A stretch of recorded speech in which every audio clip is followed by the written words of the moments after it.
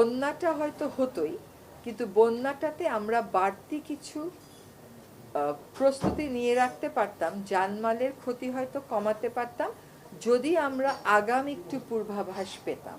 সেই আগাম পূর্বাভাস পাওয়ার ব্যাপারে আমরা গতকাল সারাদিনই পানি ভবনে ছিলাম, সেখানে দেখেছি এর আগে উজানের দেশকে আমরা অনুরোধ করেছি।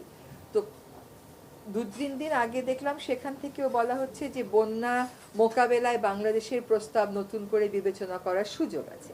আর আমরা যেটা মোটামুটি একটা সিদ্ধান্তে এসেছি সেটা হচ্ছে যে আমরা বলবো শুধুমাত্র যে একটা দেশই আমাদের উজানে আছে তা তো না, আমাদের আরও দেশ আছে উজানে। সকল উজানের দেশকে আমরা বলবো যে জলবায়ু পরিবর্তনের এই প্রেক্ষিতে আমাদের জরুরি হয়ে গেছে এই তথ্যগুলো নিয়মিতভাবে আদান প্রদান করা।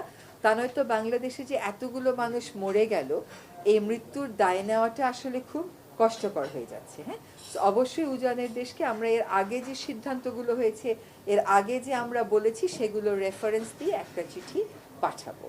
আরেকটা হচ্ছে যে আমি গতকাল একটা অনুশাসন দিয়েছি যে আমি নোয়াখালী এবং কুমিল্লা এই দুটা জায়গাতে যেতে চাই।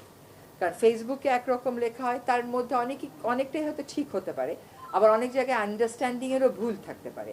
তো আমরা একটা গণশুনানি করতে চাচ্ছি যে যারা ক্ষতিগ্রস্ত তারা এসে একটু বলুক যে কোথায় বাঁধের কারণে, কোথায় মাছ চাষের কারণে, বা কোথায় তৎপরতা সঠিক সময় না হওয়ার কারণে তাদের ক্ষতি বেশি হয়েছে, বা আদৌ তাদের এরকম কোনো অভিযোগ আছে কিনা, এবং কিভাবে করে পানি উন্নয়ন বোর্ড কাজ করলে, কিভাবে করে উজানের দেশের সাথে আমরা যোগাযোগ রক্ষা করলে তারা মনে করেন বিষয়টা কার্যকরী হতে পারে। তো পাবলিক পারসেপশনটা কি, সামাজিক যোগাযোগ মাধ্যমে এটা একভাবে আসে, পানি ব্যবস্থাপনায় পাবলিক পারসেপশনটা কি তাই?